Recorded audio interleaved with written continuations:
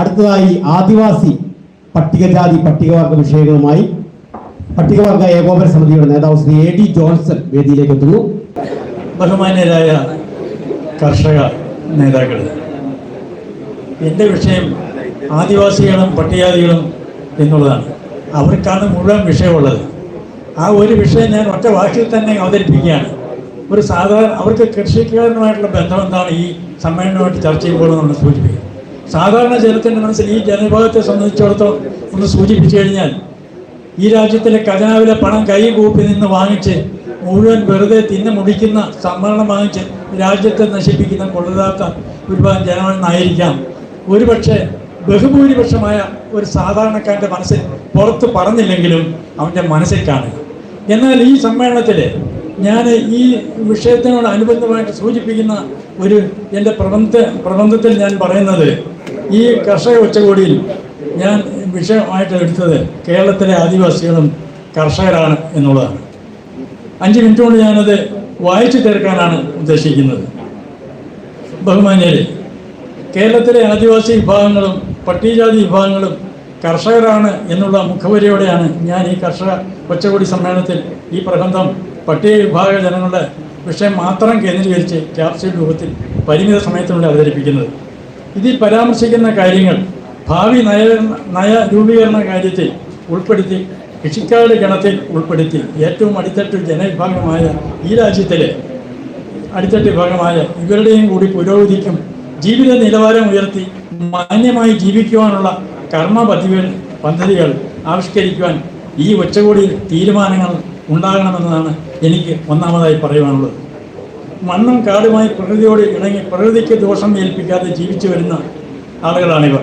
എന്നാൽ സ്വാതന്ത്ര്യാനന്തര ഇന്ത്യയിൽ ആദിവാസികളെ സംബന്ധിച്ചിടത്തോളം ഭാരത ഭരണഘടനയിൽ ഇവർക്കായി പ്രത്യേക അവകാശങ്ങളും പരിരക്ഷകളും ഏർപ്പെടുത്തിയിട്ടുണ്ടെങ്കിലും അതെല്ലാം അട്ടിമറിച്ചുകൊണ്ട് രാജ്യഭരണം നടത്തുന്നവർ ആദിവാസി വിഭാഗങ്ങളുടെയും പട്ടിക വിഭാഗങ്ങളുടെയും അവകാശങ്ങൾ നിഷേധിച്ചുകൊണ്ടും അവ നടപ്പാക്കാതെയും ഇവർ മനുഷ്യരാണെന്നുള്ള ചിന്ത പോലും ഇല്ലാതെ ഇവരെ കബളിപ്പിച്ചുകൊണ്ടും ഭരണഘടനയുടെ അന്തസത്തയെ തന്നെ തകിടം മറിച്ചുകൊണ്ടുള്ള ഭരണമാണ് നടത്തിക്കൊണ്ടാണ് ഇന്നത്തെ അവസ്ഥ മുന്നോട്ട് വയ്ക്കുന്നത്.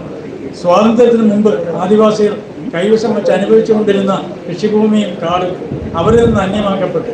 ഇന്നിപ്പോൾ അവർക്ക് കൃഷി ചെയ്യാനോ ഉപജീവന ഉപാധികളോ കാട്ടിൽ കയറുന്നതിന് പോലുമോ അവകാശമില്ലാത്ത രീതിയിൽ കരി നിയമങ്ങൾ ഉണ്ടാക്കി അവരെ കുറ്റവാളികളാക്കിയും മറ്റുള്ളവരെ പോലെ ഇവരും മനുഷ്യരാണെന്നുള്ള പരിഗണന പോലും ഇല്ലാതെ സ്വാർത്ഥ താല്പര്യ ഭരണം നടന്നുകൊണ്ടിരിക്കുന്നു. തന്മൂലം അവർ പട്ടിണിക്കാരും രോഗികളും നിരാലംബരമായി ജീവിതം തുടരും. ഇവർക്ക് വേണ്ടി എന്ന് പറഞ്ഞ് ചെലവിടുന്ന സർക്കാർ ശതകോടികൾ ഈ ജനവിഭാഗങ്ങളുടെ കൈകളിൽ എത്താതിരിക്കുകയും അത് മേലാളന്മാരുടെ കയ്യിൽ തന്നെ എത്തിക്കുകയും അവരുടെ ക്ഷേമത്തിനായി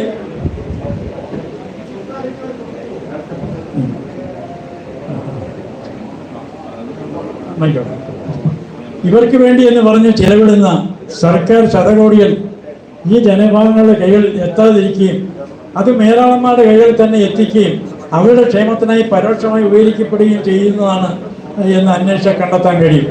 പക്ഷേ ഇതൊന്നും ബന്ധപ്പെട്ട ഭരണകർത്താക്കൾ അറിയാത്തതുകൊണ്ടല്ല, പിന്നെയോ ഈ സൗകര്യങ്ങളൊന്നും അവർ അനുഭവിക്കേണ്ട എന്നുള്ള അവരുടെ മനോഭാവത്തോടുകൂടി സംഭവിക്കുന്നതാണ്. അല്ലായിരുന്നെങ്കിൽ ഇവർക്കായി ചെലവിടുന്ന ഓരോ വർഷത്തെയും ശതകോടി തുക ബാങ്കിൽ നിക്ഷേപിച്ചാൽ അതിൻ്റെ പലിശ മാത്രം മതിയായിരുന്നു കേരളത്തിലെ ആദിവാസി പട്ടിക വിഭാഗങ്ങളുടെ ജീവിത സൗകര്യം മെച്ചപ്പെടുത്തുക.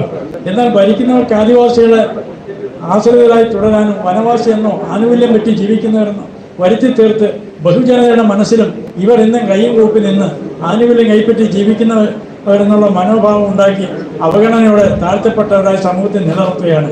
അല്ലായിരുന്നെങ്കിൽ സംസ്ഥാന സർക്കാരിന് കേന്ദ്ര വിഹിതമായും സംസ്ഥാന വിഹിതമായും ബഡ്ജറ്റ് പ്രകാരം ഓരോ വർഷം 350 കോടിക്കും 400 കോടിക്കും ഇടയ്ക്കുള്ള തുക പട്ടികവർഗ ക്ഷേമത്തിനായി നീക്കിവെക്കുകയും ലഭിക്കുകയും ചെയ്യുന്നുണ്ട്.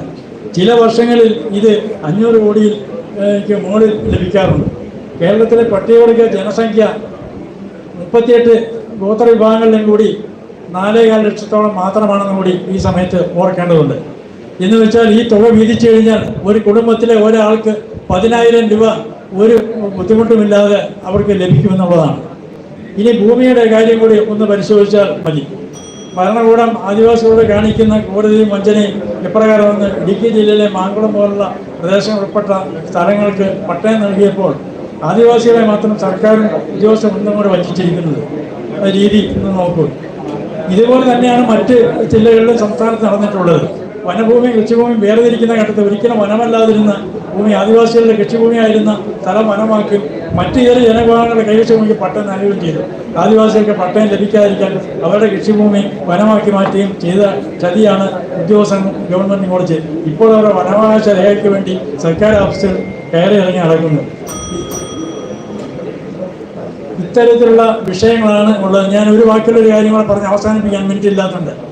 ഈ ചതി പോലെ തന്നെ ഇപ്പോൾ ചിന്നക്കനാൽ വില്ലേജിൽ ഞങ്ങളുടെ സമരത്തിൻ്റെ ഫലമായിട്ട് 1490 ഏക്കർ ഭൂമി സർക്കാർ 2002 അനുവദിച്ചതിൽ 668 ഏക്കർ ഭൂമി മാത്രം വിതരണം ചെയ്തിട്ട് അതേ വർഷം തന്നെ ഈ 1490 ഏക്കർ ഭൂമി വിതരണം ചെയ്യേണ്ട 822 ഏക്കർ വിതരണം. ആ 822 ഏക്കർ ഭൂമി ഇപ്പോൾ ആനത്താവളത്തിന് വേണ്ടിയിട്ട് വനം വകുപ്പും റവന്യൂ വകുപ്പും അതിനൊത്താശ പിടിച്ച് ഇപ്പോഴത്തെ ഇടുക്കി ജില്ലാ കളക്ടറും കൂട്ടുകൂടി ഈ 822 ഏക്കർ ഭൂമിയും കൂടി അങ്ങോട്ട് കൊടുക്കുകയാണ്. അപ്പോൾ ആദിവാസികൾക്കും ഭൂമി വേണ്ട, ജനത്തിന്. ഇതാണ് പരിസ്ഥിതി. ഇതേക്കുറിച്ചുള്ള ഒരു ധാരണയും ഈ സമ്മേളനത്തിൻ്റെ തീരുമാനം എടുക്കണം എന്നുള്ളത് കൂടിയാണ് എനിക്ക് പറയാനുള്ളത്.